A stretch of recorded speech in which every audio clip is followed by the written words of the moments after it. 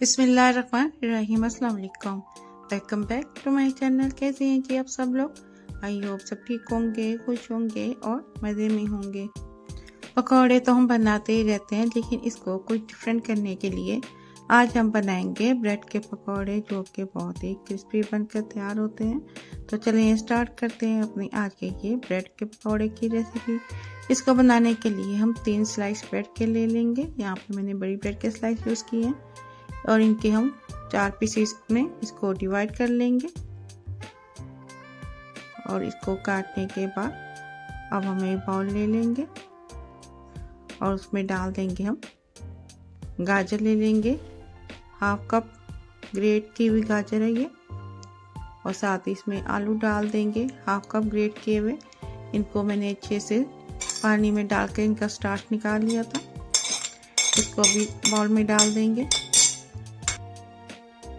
प्याज ले लेंगे 2 टेबलस्पून चॉप किया हुआ, वो इसमें शामिल कर देंगे।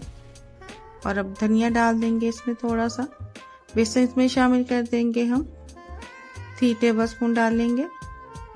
और अगर हमें कम लगेगा इसको हम बाद में मज़ीद इसमें डाल देंगे। नमक हाफ टी स्पून डाल देंगे, ज़ीरा हाफ टी स्पून, कुटी मिर्च डाल देंगे 1 टीस्पून और साबुत धनिया डाल देंगे 1 टीस्पून। अब हम ये सारे मसाले और वेजिटेबल को मिक्स कर लेंगे।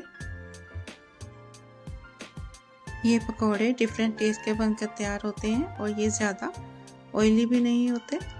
तो इनको मिक्स करने के बाद अब इसमें हम पानी शामिल कर देंगे।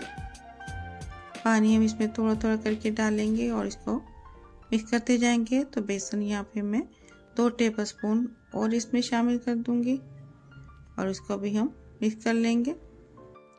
ये बेसन का मिक्सचर हम थोड़ा थिक रखेंगे ताकि ब्रेड पर आसानी से ये चिपक जाए। तो साइड साइड से मसाले और बेसन हम मिक्स कर लेंगे। और मिक्स करने के बाद अब हम स्लाइस का एक पीस ले लेंगे और पीस के ऊपर हम हाथों से ये मिक्सचर अच्छी तरह साइड पे लगा देंगे। इसके किनारों पे भी हम अच्छी तरह लगाएंगे और लगाने के बाद साइड को चेंज करेंगे और दूसरी साइड पे भी बेसन लगाएंगे। हमने एक लेयर स्लाइस के ऊपर लगा देनी है ताकि हमें स्लाइस अंदर से नज़र ना आए। तो अच्छे से हाथों से प्रेस करते हुए लगा एक तरफ स्लाइस के ऊपर लगा देंगे। तो ये हमारा एक ब्रेड का पकौड़ा बनकर रेडी है। अब हम ब्रेड का एक दूसरा स्लाइस ले लेंगे और उसके ऊपर भी हम इसी तरह से बेसन का मिक्सचर लगा देंगे। आप बेसन इस पे कम या ज़्यादा अपनी मर्ज़ी से यूज़ कर सकते हैं। तो ये बहुत ही कलरफुल बनकर तैयार होते हैं।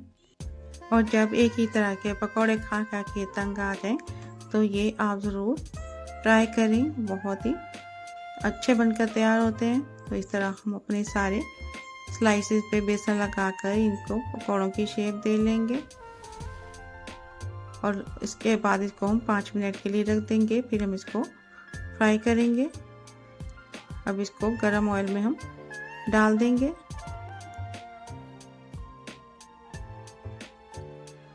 और डालने के बाद हम थोड़ी देर के लिए इनको फ्राई होने देंगे। और अगर अभी तक आपने मेरे चैनल को सब्सक्राइब नहीं किया तो सब्सक्राइब कर दें, वीडियो को लाइक कर दें और बेल आइकन के बटन को प्रेस कर दें। तो जब एक साइड से पकौड़े गोल्डन हो जाए तो हम इनकी साइड को चेंज कर देंगे। और फ्लिप करने के बाद अब हम दूसरी साइड से भी इनको पकने देंगे ताकि दूसरी साइड से भी इसका कलर गोल्डन हो जाए।